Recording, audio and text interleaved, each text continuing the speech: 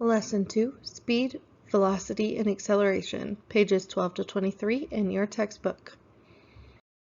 All right, let's go ahead and do the connect it.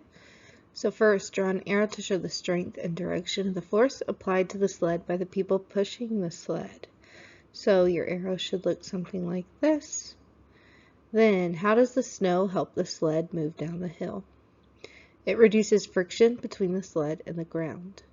And how would you describe the difference in the motion of the sled from when people first start pushing to when the sled is halfway down the hill? The sled starts off slowly, and halfway down the hill it is moving much more quickly. Calculating speed. Speed is the distance an object moves per unit of time. Speed is a rate. Any unit that expresses distance over time is a unit of speed. Examples of speed rates: miles per hour, centimeters per year, feet per minute. The SI unit for speed is meters per second, abbreviated m/s. If a sled travels 5 meters per second, this means that the sled travels a distance of 5 meters in 1 second. At this rate, what distance would the sled travel in 3 seconds? So we calculate speed using the formula. So we have our speed triangle here with distance on top, time bottom right hand corner, and seconds bottom left hand corner. So we're looking for speed, we cover that portion, we have distance over time. So 5 meters over 1 second. So then we'd do 5 times 3 to get 15 meters.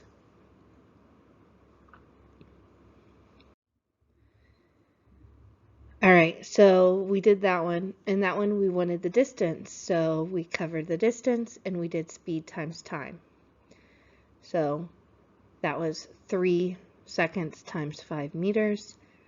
And this one, we're looking for time, we cover that, we have distance over speed. For speed, we cover s, we're looking for distance over time, and those are the equations we use using that triangle. Instantaneous speed. So instantaneous speed at a particular instant in time. So it's the speed at a particular instant in time. Example, a speedometer will tell you your instantaneous speed. Constant speed is when the speed of an object does not change. So most objects do not travel at constant speeds. Can you think of an object that travels at constant speed? Examples, planets, a car set on cruise control, etc. Average speed. Average speed is the total distance an object travels divided by the total time. So we use average speed to calculate the speed of an object whose speed varies and is not constant. For example, the average speed to travel from Effingham to Chicago by car. So you take the total distance over the total time that it takes to get there. And so if you were to go onto Google Maps and you Google mapped how long it would take to get from the school to someplace in Chicago, that would give you an average speed. That's how long it generally takes. So a time given an average speed. All right, calculating average speed. So average speed, figure 2, a race car at the Daytona 500 zips around the track. It travels the first 80 kilometers in 0.4 hours. The next 114 kilometers take 0.6 hours. And the following 80 kilometers take 0.4 hours. Calculate the race car's average speed. So we're given 80 kilometers per 0.4 hours, 114 kilometers per 0.6 hours, and 80 kilometers per 0.4 hours. Our formula for average speed equals the total distance over the total time. So first we're going to calculate total distance by adding up all of our distance measurements. So 80 plus 114 plus 80 equals 274 kilometers. Then we're going to do our total time. 0.4 plus 0.6 plus 0.4 equals 1.4 hours. Average speed, that's then going to be our total distance of 274 kilometers divided by our total time of 1.4 hours, which is going to give us an answer of 195.7 kilometers per hour. Now for our reading check. How does instantaneous speed differ from average speed? Instantaneous speed is speed at a particular moment. Average speed is an average over a certain amount of time, given by the total distance divided by total time. Calculating speed from a graph. So distance versus time graphs. Time is on the horizontal axis, or the x-axis, and distance is on the vertical axis, or y-axis. A point on the line represents the distance an object has traveled during a given time period. The x is the time, the y is the distance. Slope is the angle of the line on a graph, or the rate of change. And the slope is what's equal to the speed of the object. You can calculate the slope using the formula slope equals rise over run. No motion on a distance time graph. An object that is not moving has zero slope and zero speed and is shown with a horizontal line. Time is increasing to the right, but the object's distance does not change. It is not moving. We say it is at rest or stationary. Constant speed on a distance or time graph. So time is increasing to the right and distance is increasing constantly with time. The object moves at a constant speed. Constant speed is shown by straight lines on a graph. Let's look at two moving objects. Both of the lines in the graph show each object move the same distance, but the steeper dashed line got there before the other one. A steeper line indicates a larger distance moved in a given time. In other words, higher speed. Both lines are straight, so both speeds are constant. Changing speed in a distance or distance-time graph. Graphs that show changing speed look different from those that show constant speed. The line on the graph is curving upwards. This shows an increase in speed. Since the line is getting steeper, in other words, in a given time, the distance the object moves is changing or getting larger. It is speeding up or accelerating. Determining speed using a distance-time graph. We can also use the graph to determine the speed of an object by finding the slope. The amount the graph goes up represents the distance traveled. So in this example, it's 20 meters. The amount the graph goes over represents the time. In this example, it's 2 seconds. We can then calculate speed by dividing 20 meters by 2 seconds, and we get 10 meters per second. Speed equals slope. So if we have a rise of 600 meters and a run of 3 hours, rise over run would be 600 kilometers over 3 hours, and we would have 200 kilometers per hour for this example. All right, so the math toolbox, using a distance versus time graph. The cheetah in this photograph is running at a constant speed. The graph shows the distance the cheetah moves and the time it takes the cheetah to move that distance. Mark 2 new points on the line. Use these points to calculate the slope. So we have point A, 0, 0. We have point B, 250. Point 1, we can estimate is about 1 and 25 maybe. So that could be a new point. So if we did that, we would do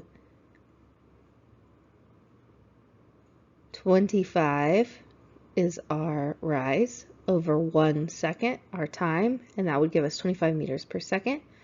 Alternately, we could go up to 104.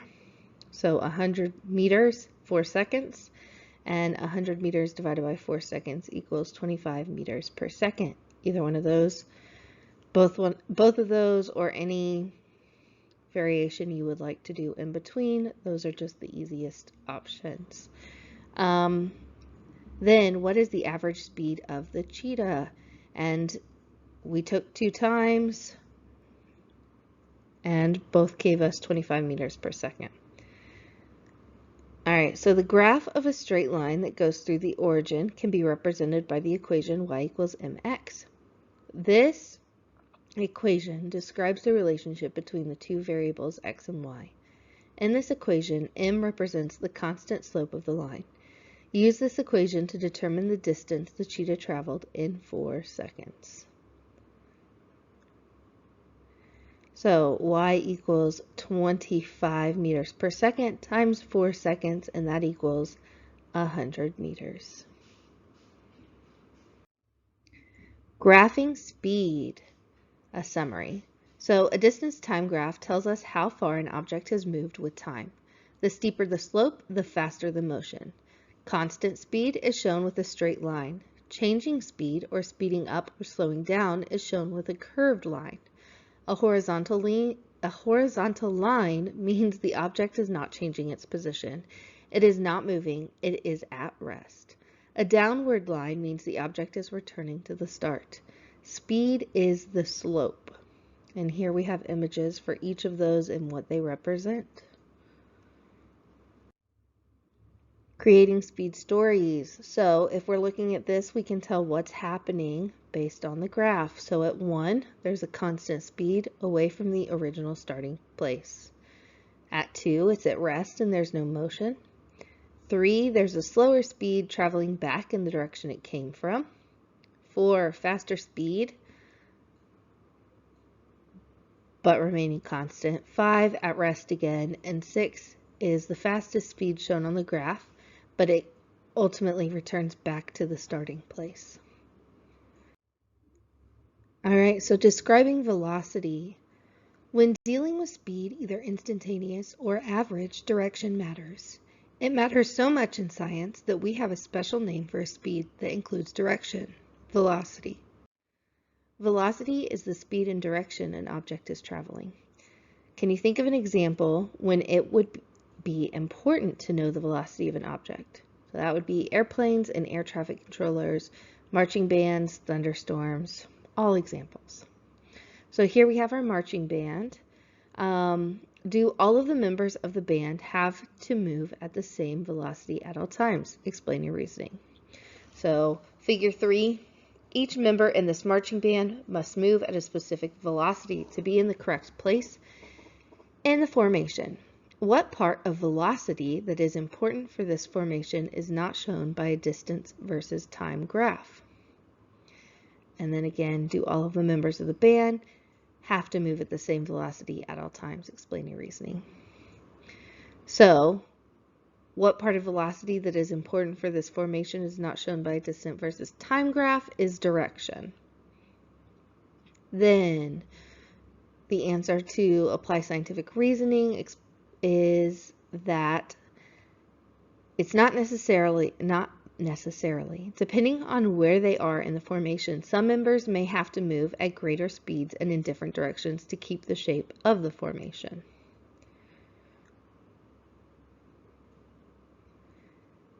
All right, reading check. How can understanding velocity help to prevent a mid-air collision? And knowing the velocities of the planes can help determine whether they are heading toward one another and how quickly they are moving. Acceleration. Acceleration is the rate at which velocity changes. An object is accelerating if it is speeding up, slowing down, changing direction. Describe an example of your own that shows 3 ways an object can accelerate. A child is riding a Ferris wheel, traveling at a constant speed of 2 miles per hour. Is the child accelerating? Why or why not? And no, it's traveling at a constant speed, so there's no acceleration. All right, here I'm accelerating because I'm speeding up. I'm accelerating because I'm slowing down. I'm accelerating because I'm changing direction. So, if we go back to the Ferris wheel problem, which I initially said no because they're going at a constant speed, is the child changing direction in that Ferris wheel? And yes, they're going around. So, technically the child is accelerating. Acceleration. This image shows a basketball player shooting a ball. Label the 2 sections of the path to identify where the ball increases speed and decreases speed. So it decreases speed as soon as it's released, increases speed as it begins to fall. Besides the labels for changing speed, what is another way that you can tell from this model that the ball is accelerating? The arched path shows that the ball is changing direction. Acceleration in racing. This picture shows different ways acceleration occurs in a race. Label each image as either increasing speed, decreasing speed, or changing direction. Our first starting line, increasing speed, curve, changing direction, finish line, decreasing speed. Calculating acceleration. If an object is moving in a straight line, acceleration can be described as the rate at which speed changes. Use the following equation. Acceleration equals the final speed minus the initial speed, all divided by time. SI units for acceleration, since speed is measured in meters per second and time is measured in seconds, acceleration is meters per second, or meters per second squared. Units for acceleration are a speed over a time, so miles per hour per second, feet per minute per year, etc. Acceleration of a plane taking off. Calculate the acceleration of the plane during takeoff. A plane speeds up and decelerates throughout its flight. As the plane travels down the runway for takeoff, is the plane speeding up or decelerating? And it is speeding up. Then on landing, the plane touches the runway with a speed of 65 meters per second. The figure shows the speed of the plane after 1 second. Calculate the acceleration of the plane during its landing. An acceleration 60 meters per second minus 65 meters per second, all divided by 1 second, and that equals -5 meters per second squared. What does a negative value for acceleration mean here? And it indicates that the airplane is decelerating or slowing down. Deceleration or negative acceleration happens when an object slows down. Speed time graphs versus distance time graphs.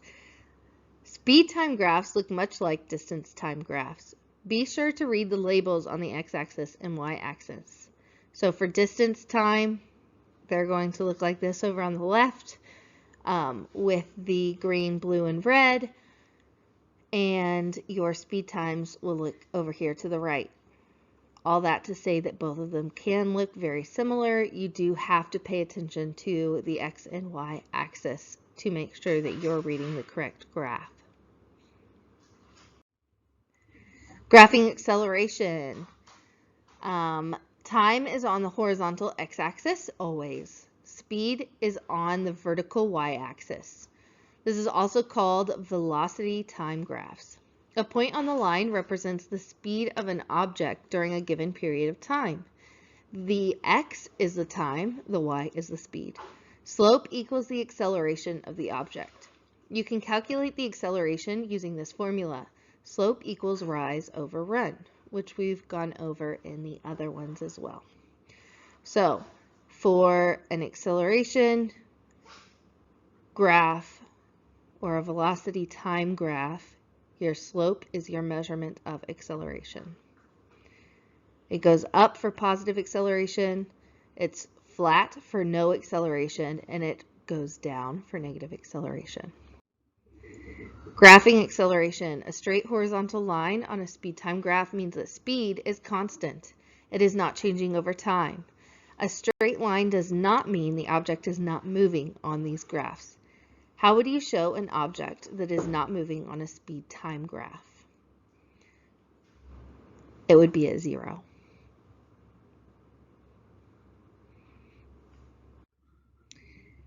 Graphing acceleration. This graph here shows increasing speed and the object is speeding up. This graph also shows a constant acceleration, sometimes called positive acceleration. Now this graph shows decreasing speed and the object is slowing down. This graph also shows a constant deceleration, sometimes called negative acceleration.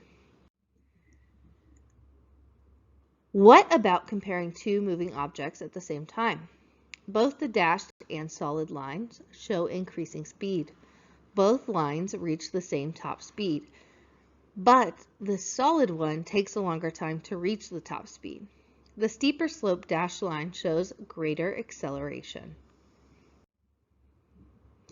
Graphing acceleration summary.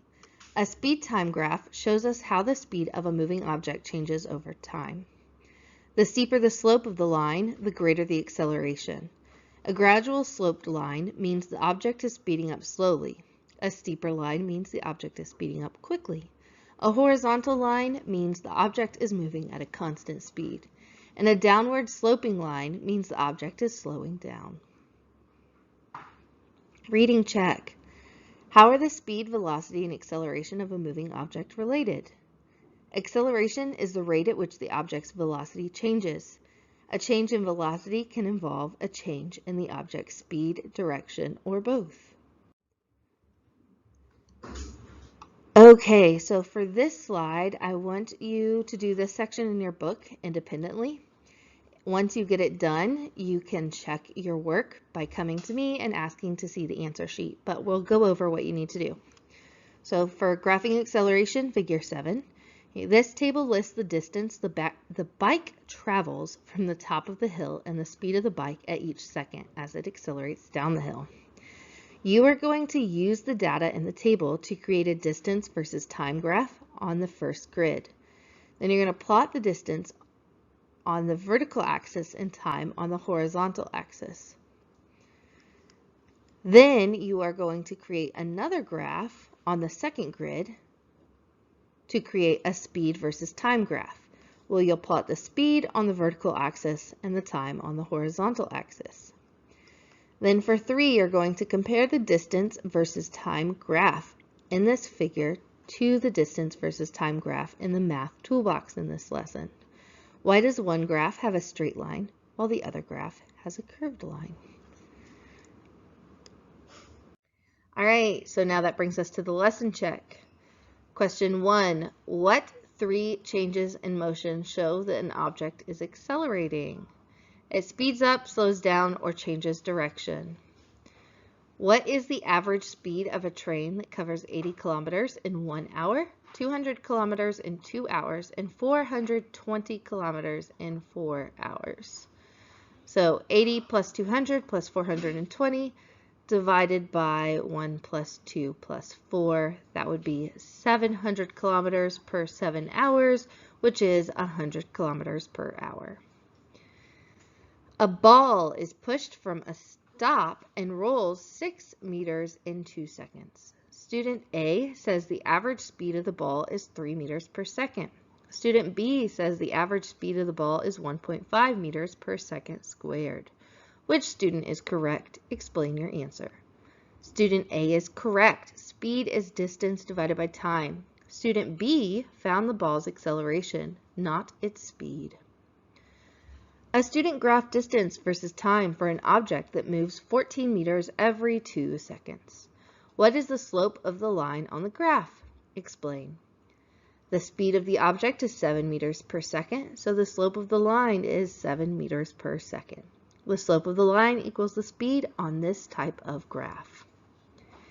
If the line on a distance versus time graph and the line on a speed versus time graph are both straight lines going through the origin, can the two graphs be displaying the motion of the same object? Explain. No, a straight line through the origin on a distance versus time graph shows an object moving at constant speed, and a straight line through the origin on a speed versus time graph shows an object changing speed or accelerating. And that ends our lesson notes.